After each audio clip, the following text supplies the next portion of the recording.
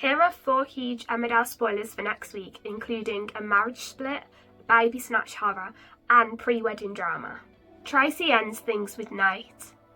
Tracy has a difficult chat with Nate and tells him that their marriage is over as she doesn't love him anymore. Nate storms off outside for some time to process Tracy's admission. Caleb, however, invites Nate back to his place to stay. Ruby soon gets involved as Nate shares his concerns that Tracy is having an affair. Ruby then suggests to Caleb that they help Nate find out who's Tracy's other guy is.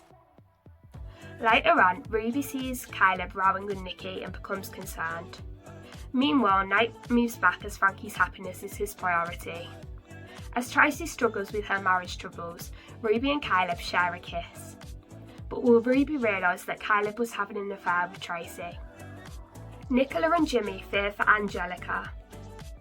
Angelica gets ready to go to school for the first time since the crash, as Bob makes it clear that his friendship with Jimmy is over for good. Wendy tries to act as a peacemaker between Bob and Jimmy, whilst Angelica's parents sweat over a meeting with the Youth Justice Service.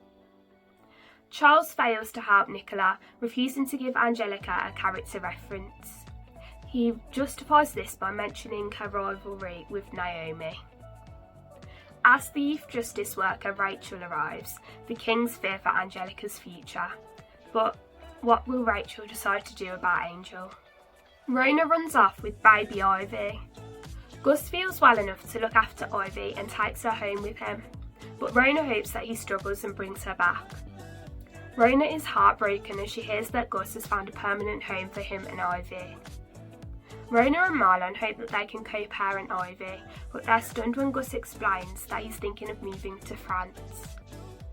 Gus lets the upset couple look after Ivy for the day so that they can say goodbye. A desperate Rona then uses this opportunity to take Ivy and leave. Marlon panics when he realises that Rona's made off with Ivy and her things. He and Mary then run around frantically to find Rona. But will they track Rona and the baby down? Belle and Tom go on their stag and hen nights. As stag and hen do plans get underway, Tom's upset when Jimmy refuses to be his best man. Belle also confesses that they aren't having bridesmaids or groomsmen. Tom accidentally sees Belle's wedding dress, feeling kept out of the wedding plans when Susie tells him that Marlon is now doing the wedding cake.